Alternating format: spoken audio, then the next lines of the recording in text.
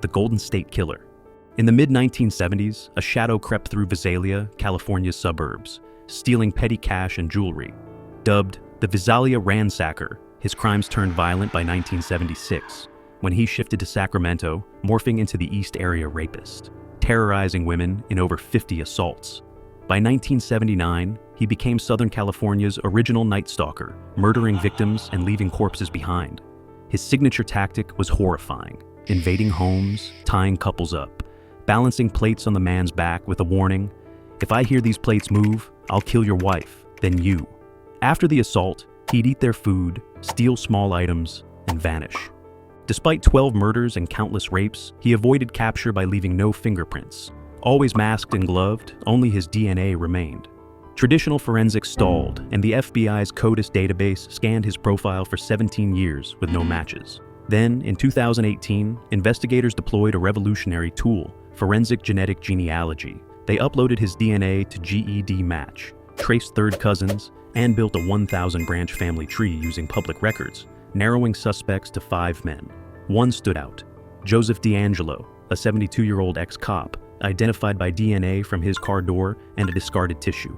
After 44 years, the monster was unmasked, sparking a cold case revolution that, by August 2024, had cracked over 650 crimes through genetic genealogy.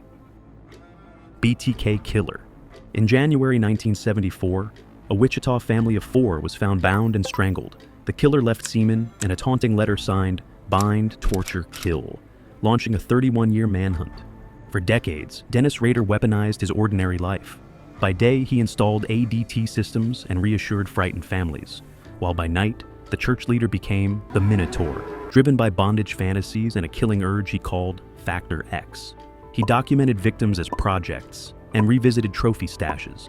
Rader exploited his knowledge of police procedure, altering tactics in 1985 when he murdered neighbor Maureen Hedge and posed her body inside his church. He planted false birth dates and military records in his letters to mislead investigators. After 14 years of silence, a 2004 article claiming students forgot BTK reignited his ego.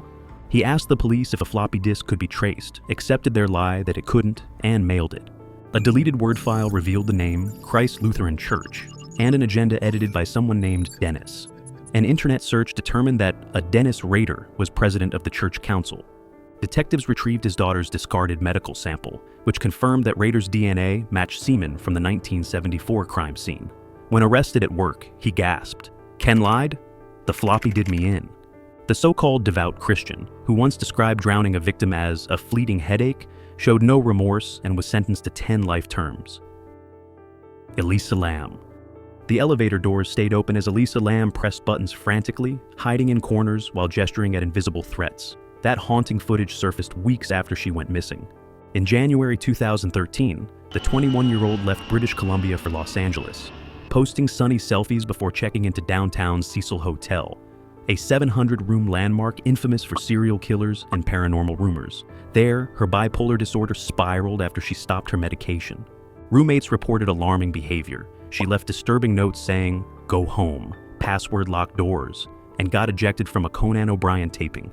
Moved to a private room, she failed to check out on January 31st and was never seen again. Police traced her scent via K9s to a rooftop fire escape but found nothing. Meanwhile, guests reported foul-tasting water that came out dark and slow. The released elevator footage showing her swaying arms and darting glances fueled theories about demons.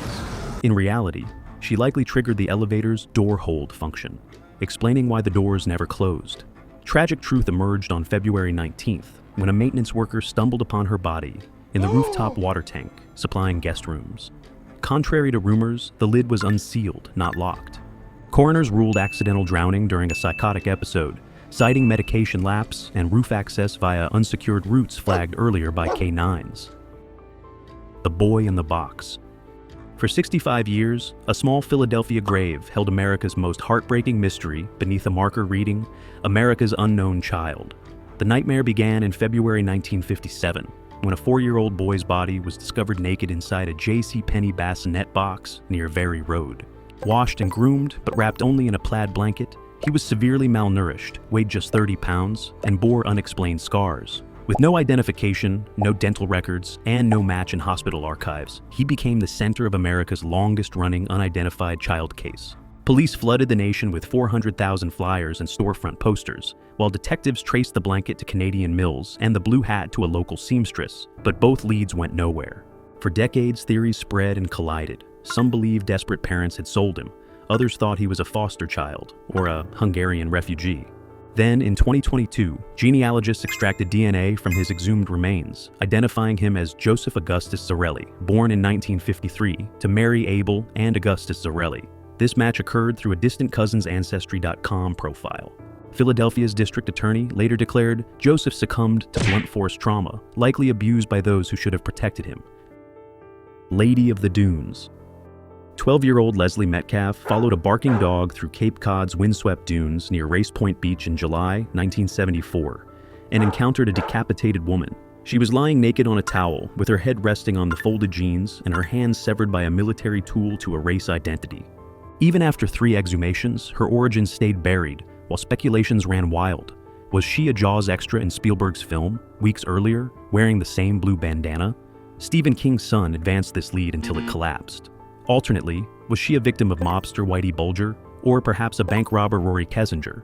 Her gold dental work hinted at East Coast wealth, yet no missing person matched, letting the Lady of the Dunes symbolize Provincetown's darkest secret for 48 years.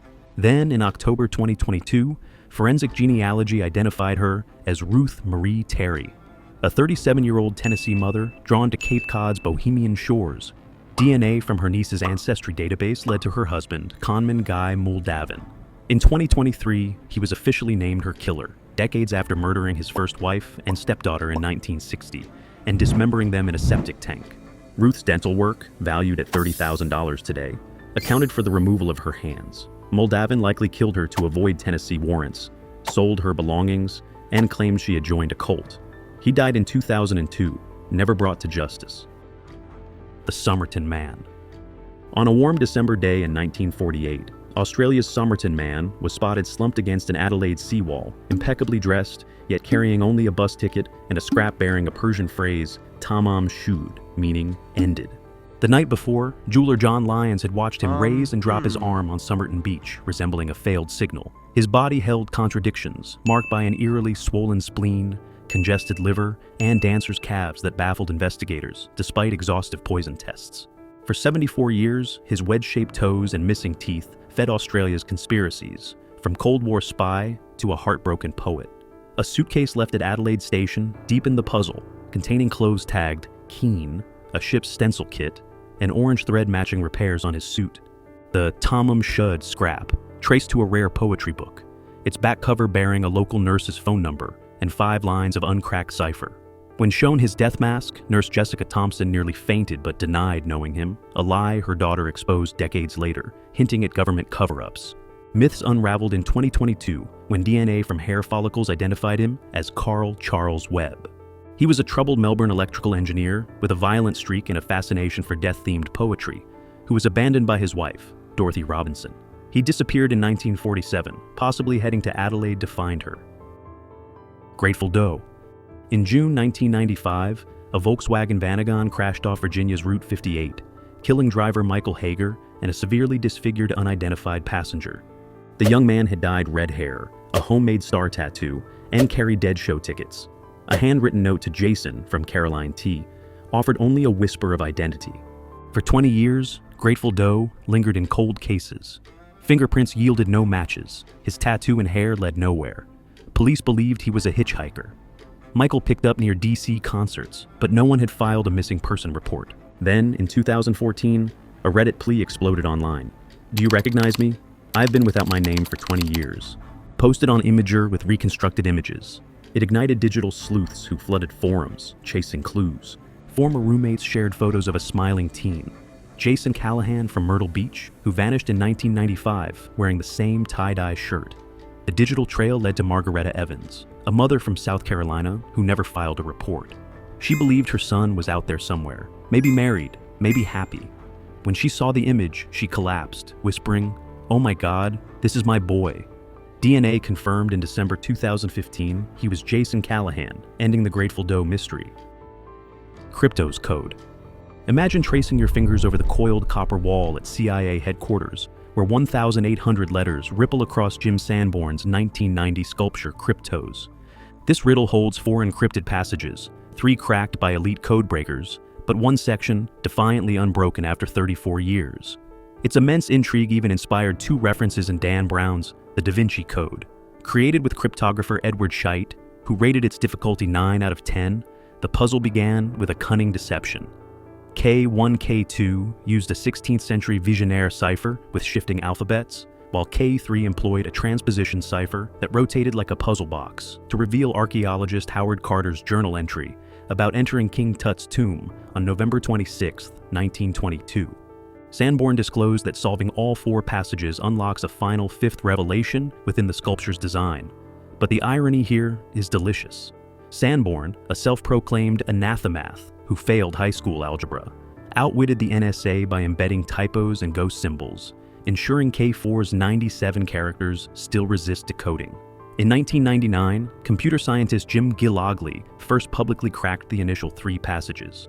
Now, nearing 80, Sanborn guards K4's solution in a safe deposit box, promising this copper sphinx will surrender its secrets only when the final riddle falls. Forrest Fenn's treasure. Forrest Fenn's hidden fortune centered on an ornate bronze chest about the size of a toaster oven, crammed with ancient gold coins, prehistoric jewelry, and artifacts worth well over $1 million. In 2010, the self-proclaimed real-life Indiana Jones, 80-year-old art dealer and former fighter pilot Forrest Fenn, hid this bounty somewhere in the Rocky Mountains. His memoir, The Thrill of the Chase, featured an enigmatic 24-line poem with 9 clues, igniting a decade-long hunt. Thousands scoured 4 states, some relocating permanently, while at least 5 died pursuing phrases like, "Where warm waters halt," and "Home of Brown." Fenn revealed only that the treasure lay between 5,000 and 10,200 feet in elevation, at least 8 miles north of Santa Fe, until former BuzzFeed journalist and medical student Jack Stueff tracked it down in Wyoming in 2020. He honored Fenn's dying wish to keep the location secret after Fenn died that September. Stueff auctioned the chest's contents for $1.3 million in 2022, though ridiculous lawsuits emerged. French treasure hunter Bruno Raffos sued Fenn's estate for $10 million, claiming COVID-19 let Fenn move the chest from Colorado. But you probably already know how that went. It was dismissed. Zodiac Killer's 340 Cipher. After 51 years, the Zodiac Killer's infamous 340 cipher finally surrendered, cracked not by the FBI but by 3 obsessives across continents. David Oranchak, a Virginia code enthusiast, teamed up with Sam Blake, an Australian mathematician who ran 650,000 versions of the puzzle, and Jarl van Eyck, a Belgian warehouse worker whose software, AZ Decrypt, became their key. Their eureka moment struck when Sam arranged symbols diagonally, slicing it into 3 warped sections. After feeding thousands of variations into Jarl's software, David spotted distressing phrases in the digital noise on December 3, 2020. "Hope you are trying to catch me," and "the gas chamber." Locking these into AZ Decrypt's crib feature, the first section exploded into a scary clarity. "I hope you are having lots of fun trying to catch me. That wasn't me on the TV show." This chilling message referenced Zodiac's eerie 1969 call to a live TV show, where he whimpered, "I don't want to go to the gas chamber.